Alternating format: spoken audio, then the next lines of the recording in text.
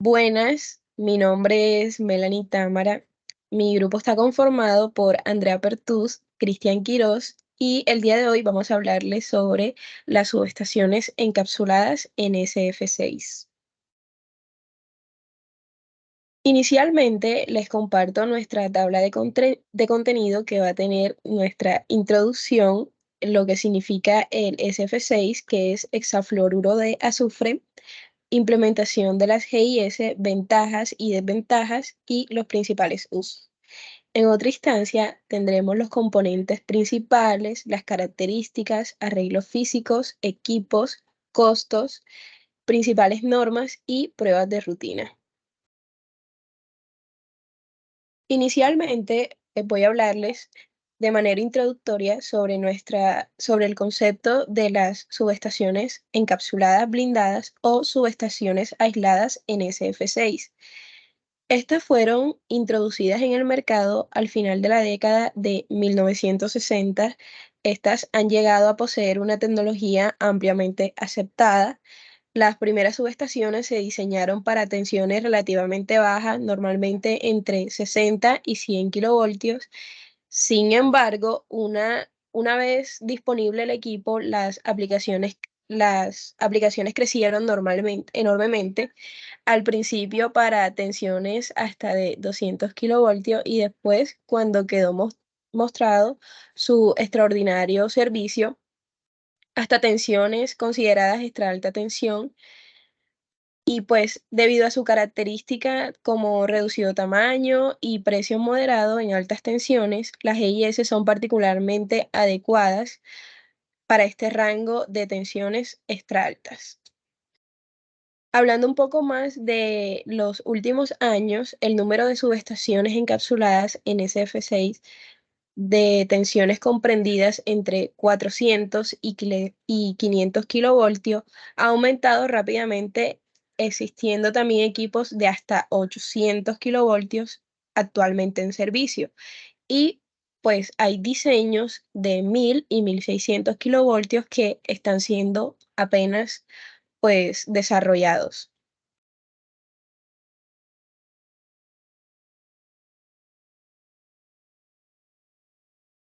Por otro lado, también quiero pues hablarles un poco sobre lo que es el hexafluoruro de azufre, que es el SF6.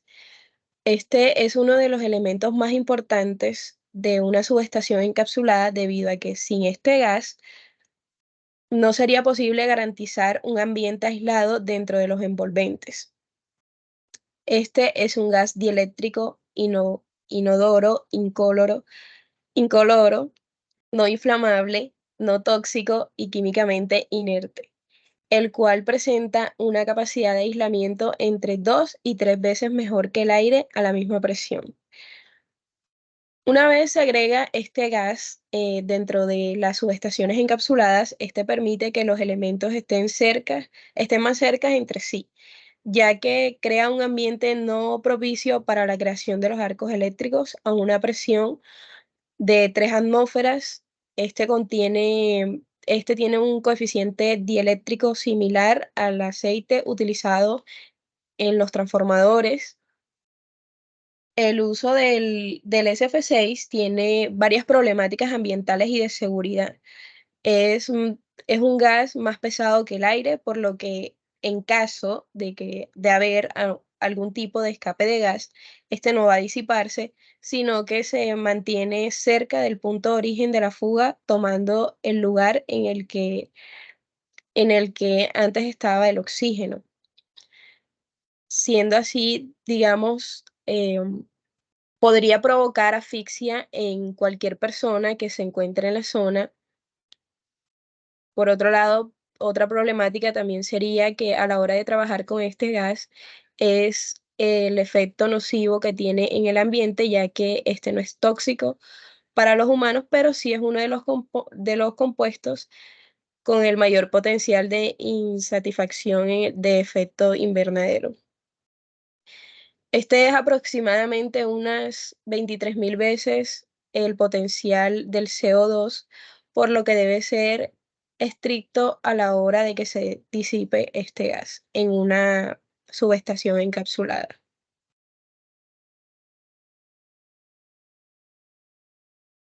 Ok, hablándoles un poco sobre la implementación de las GIS, tenemos inicialmente lo que son nuestras ventajas y desventajas.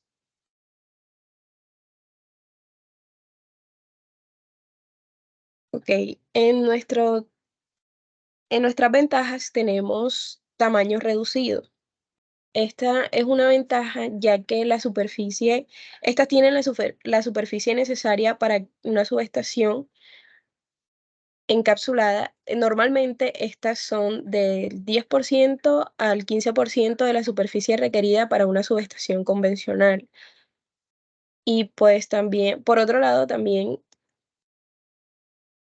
como el SF6 es el aislante, es mejor aislante que el aire, esto hace que los equipos puedan estar más cerca entre sí y hace pues que las subestaciones sean más pequeñas y con menos espacio.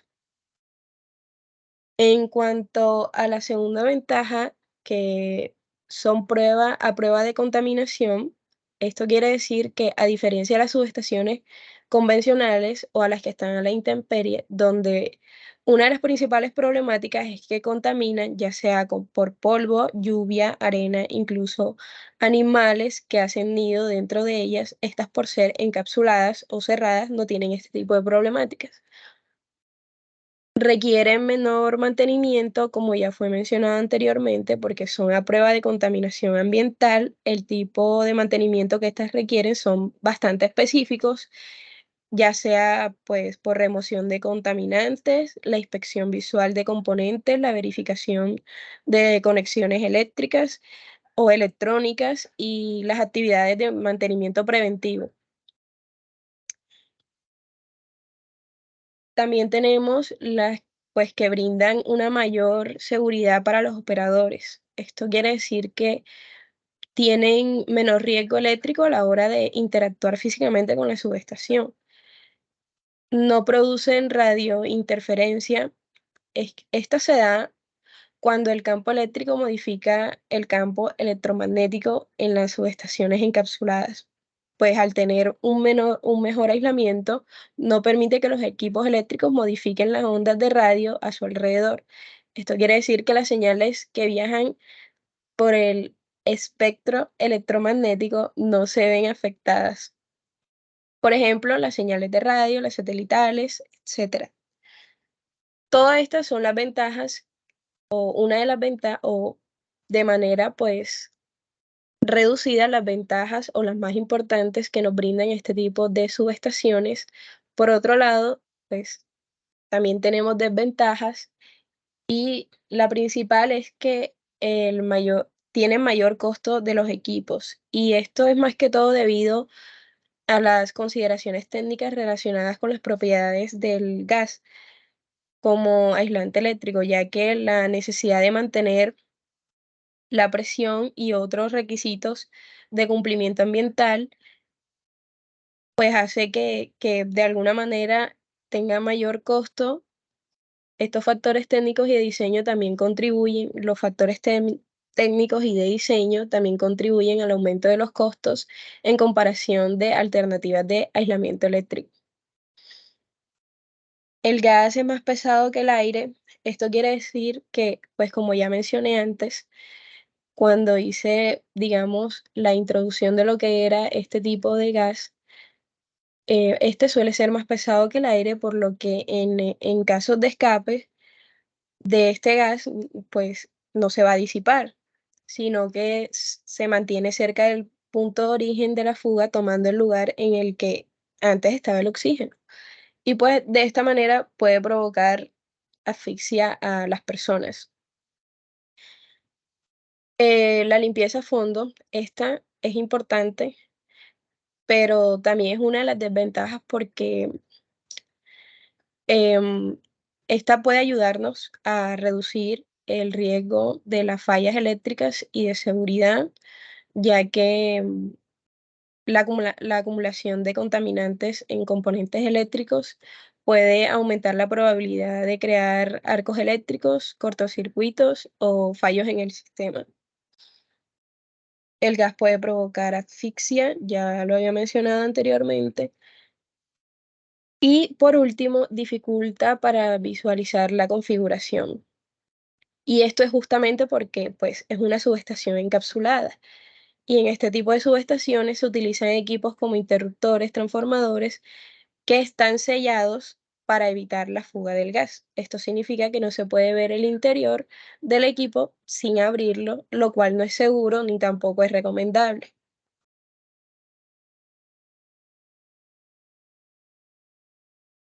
Principales usos.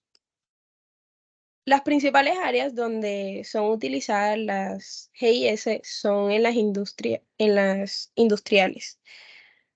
Normalmente donde el aire está contaminado, también las zonas urbanas, zonas montañosas, espacios reducidos, por ejemplo, nieve, problemas con el hielo donde sea aplicable, zona costera, con problemas de salinidad, zonas desérticas, con problemas de contaminación, ya sea por la arena, a áreas en donde sea necesario minimizar el espacio ambiental, estaciones subterráneas, donde no haya otra alternativa que ampliar una subestación existente.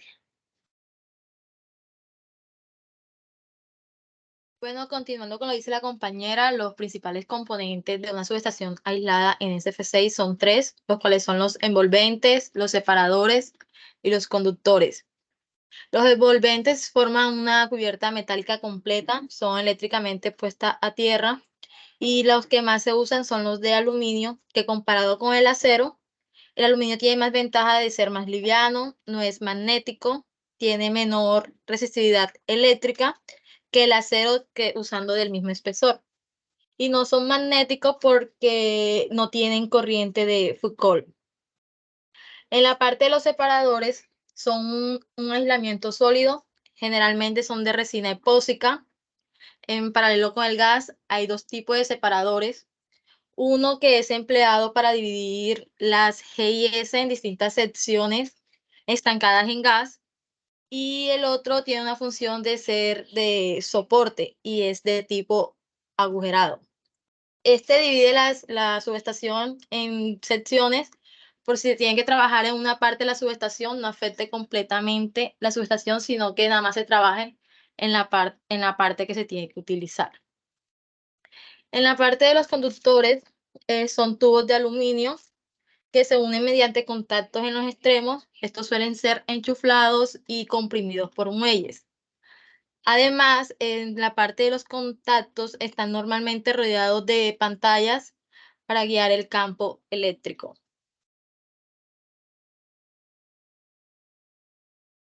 Las principales características que componen a las subestaciones aisladas en SF6, como dijo la compañera anteriormente, es el gas SF6, es física y químicamente inerte, además de ser no inflamable. Es un bioeléctrico 2 o 3 veces mejor que el aire a la misma presión y además tiene un coeficiente bioeléctrico que es del mismo que el del aceite usado en los transformadores.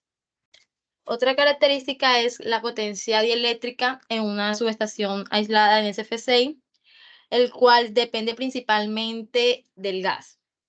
Esto se supervisa con un sensor de densidad, el cual estos sensores tienen dos niveles de alarma. La primera alarma indica que es necesario añadir gas al SF6 y cuando llega la segunda alarma es porque ya se ha llegado al punto de una densidad en el cual es necesario desconectar el equipo de la red ya que ha llegado a su límite. La utilización del SF6 requiere un alto grado de limpieza, ya que es un coeficiente dieléctrico del gas se reduce y por lo que es recomendable disminuir el máximo posible exposición del interior a la subestación. En una subestación de tipo híbrido, el barraje es normalmente de tipo convencional, mientras que los módulos de los equipos son aislados en gas, por lo cual es necesario poner bujes de SF6 entre los módulos y los barrajes. El gas no es solo un buen dieléctrico, sino que además es un evento en que estos se reproduzcan rápidamente sus cualidades dieléctricas una vez extinguidas. Otra característica que tiene estas subestaciones es que no tienen un diagrama unifilar establecido y principalmente en los equipos blindados.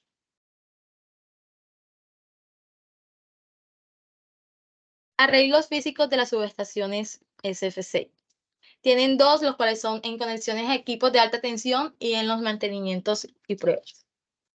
En las conexiones de equipos a alta tensión, la distancia entre las fases en las líneas aéreas es mucho mayor que las GIS, en la cual los interruptores y sus equipos asociados deben estar colocados en pequeños grupos interconectados por los envolventes de la barra. Existen tres alternativas para la conexión de las GIS y estas son la conexión por línea aérea, en el cual la GIS termina en un buje de SF6.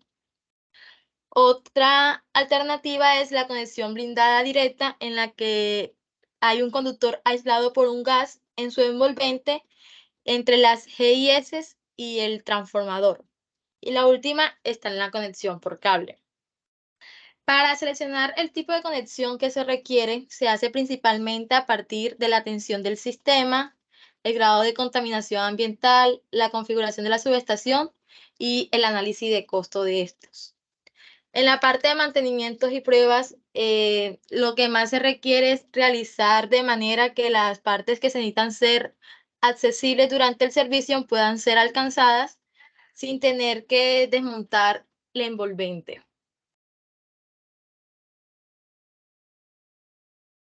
Bueno, ahora yo les voy a hablar de los equipos que se utilizan en una subestación encapsulada. Acá en pantalla tenemos una lista de algunos de los equipos principales. Primero tenemos los interruptores. Los interruptores en una subestación encapsulada son de única presión de soplado, es el nombre del tipo. Eh, ¿En qué se diferencian de los normales? En que al momento en el que se va a mover el contacto, en el que se va a cortar se va a interrumpir el suministro, se utiliza un mecanismo hidráulico o neumático para aumentar momentáneamente la presión del gas en la zona donde está aislado el interruptor. Esto hace que la interrupción sea más rápida. Seguimos con los seccionadores. En los seccionadores, pues sabemos que una de las ventajas, de las características que tienen estas subestaciones, es que permiten que los seccionadores abran bajo corrientes nominales. Normalmente los seccionadores solo se utilizan para temas de mantenimiento, acá también. Y para eso primero se corta el suministro y luego se abren los seccionadores. Aquí podemos, en casos concretos y con seccionadores específicos, cortar el suministro utilizando los propios seccionadores. Esto se logra pues gracias al mejor aislamiento que tiene el hexafluoruro de azufre en comparación con el aire. Luego vienen los transformadores de tensión y de corriente. En el tema de los transformadores de corriente, hay un tema con el núcleo. En los trifásicos, los núcleos de los transformadores van dentro de la envolvente, pero en los monofásicos esto no es necesario. Pueden estar tanto dentro como fuera. Y de hecho es preferible ponerlos en el exterior para que no afecten el campo interno entre el conductor y el envolvente, en la zona donde está el gas. En los transformadores de tensión hay de tres tipos. Uno es el inductivo, el divisor de tensión capacitivo con transformador inductivo y el divisor de tensión capacitivo con el amplificador. Básicamente son divisores, un divisor de tensión de gran capacidad interconectado con el mismo transformador de tipo inductivo, igual que una subestación normal. Tenemos un componente que sí es bastante importante en las subestaciones encapsuladas, porque es el que hace la conexión muchas veces entre no, la parte que no tiene SF6 y la parte que tiene SF6, que son los bujes. los bujes de conexión. Son normalmente llenados con SF6, pero no solamente con SF6. Si se va a conectar, por ejemplo, con un transformador, se puede rellenar de un lado con SF6 y también con aceite, que sería el aislante que tendría el transformador en cuestión. También la parte con las líneas, muchas veces hay bujes de SF6 con aire. Esto permite que se conecte la línea desde el exterior con la parte blindada. Los pararrayos son de óxido de zinc, normalmente es suficiente con pararrayos exteriores, pero también hay fabricantes que tienen pararrayos encapsulados en SF6. El tema de tableros de control, pues adyacente a cada módulo, a cada sección de la subestación, tenemos un tablero, una especie de kiosco donde se ponen todos los datos, tanto eléctricos como del gas, la presión del gas que están controladas, aparte de los requisitos normales que se necesitan para el control de una subestación. Y esto va al lado de los sistemas modulares. Los sistemas modulares integrados es la principal razón por la que la subestación encapsulada tiene menor tiempo de montaje. Esto se debe a que desde fábrica, al momento de fabricar, valga redundancia, ya se crean interconectados entre sí distintos elementos y se dan sistemas modulares integrados. Esto es generalmente en tensiones hasta 145 kilovoltios. Esto reduce los tiempos de fabricación y de montaje y son conjuntos normalizados que se ensamblan de distintas formas para X o Y subestación que vayamos a necesitar. Siguiendo con el tema de costos, esta parte, esto el último que acabo de decir de los equipos especiales que se necesitan y que también lo había mencionado una compañera, afecta mucho a la hora de los costos. A la izquierda, en la parte baja, tenemos una gráfica que lo que hace es poner una relación entre el precio de una subestación convencional y una subestación encapsulada en G y S. Eso es en el eje de las Y. En el eje de las X tenemos los niveles de tensión. Se puede ver cómo a medida que aumentan los niveles de tensión, la diferencia entre una subestación convencional y una encapsulada se va disminuyendo en cuanto a costos. Normalmente en alta tensión suele ser recomendado utilizar subestaciones normales, a no ser que no se cuente con el espacio o que sea una situación de contaminación ambiental, como ya habíamos mencionado. Pero por costos meramente es mejor utilizar una convencional.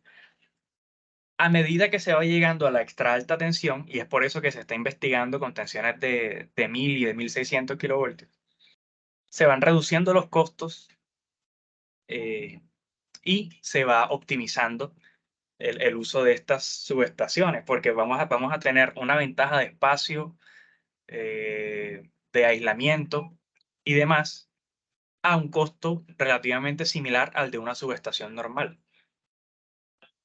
La proporción de los costos entre una subestación convencional y una encapsulada varía bastante. Aquí en la parte central tenemos dos gráficos que nos muestran cómo se comportan los costos tanto en una convencional como en una encapsulada, con la descripción arriba a la izquierda con los distintos colores. Vemos que en una subestación convencional el 58% se gasta en equipos, relés de protección, etc. El 22% en aceros, aisladores y obras civiles, y la puesta en servicio solo es el 20%. En la encapsulada, esto cambia bastante. Se reduce bastante el porcentaje para puesta en servicio y aisladores y obras civiles, debido a lo que ya mencioné, pero los equipos como tal que se van a utilizar, que es una de las desventajas de las que hablamos, aumentan bastante en precio, por lo que se llevan hasta el 88% del costo. Seguiremos con las normas. Hay 3 normas esenciales en las subestaciones encapsuladas. Tenemos la IEC 60137, que nos habla de los bujes en específico. Hay 2 que nos hablan de 2 elementos en específico, los bujes, y la IEC 60517, que habla de los interruptores aislados en gas. Y tenemos una más general que es para toda la subestación para el trato del gas del hexafluoruro, que es la IEC 60376. En las pruebas de rutina, vemos acá, tenemos pues, pruebas convencionales como las pruebas de tensión a frecuencia industrial, que es simplemente ver cómo se comporta el equipo con el voltaje a una frecuencia normal, que para nosotros es 60 Hz. Prueba de descargas parciales, que también son comunes a cualquier subestación. Prueba de tensión a circuitos auxiliares de control, que es para evaluar los circuitos de control de los equipos cuando están bajo carga. Las pruebas para verificar la resistencia del circuito principal y demás. También hay pruebas que son específicas para estas subestaciones. Principalmente cuando se instala, no es de rutina, solo es cuando se instala, y cada vez que se abre, las pruebas del nivel de humedad que tiene el gas, porque al aumentar la humedad del gas disminuye su coeficiente de aislamiento. Y también están las pruebas de fugas que ya mencionó mi compañera Andrea, que se hace midiendo la concentración de gas que hay dentro de cada sector de la subestación. Hay 2 niveles de alarma. Si se pasa el primer nivel de alarma, pues se está presenciando una fuga, hay que intervenir. Si se pasa el segundo nivel de alarma y baja más de eso el nivel de gas, pues se desconecta el equipo. Y listo, pues las subestaciones SF6 son una solución ideal para un suministro de energía seguro, ecológico, continuo y eficiente, siempre y cuando se tenga un buen manejo del gas del SF6 y este no, pues se escape y contribuye al efecto invernadero. Es una muy buena opción para subestaciones de extra alta tensión sobre todo. Es cuestionable de pronto en cuanto a precio y depende de la situación en alta tensión, pero en extra alta tensión es bastante viable. Entonces, esa sería la presentación. Vamos a adjuntar también, junto a este video, un video de una subestación real encapsulada, para que puedan ver cómo se ve, más o menos así como se ve la imagen de fondo, pero en un video real, para que vean las proporciones al lado de una persona y todo. Gracias. Me gustaría agregar que esta es la subestación 20 de julio y ya, muchísimas gracias.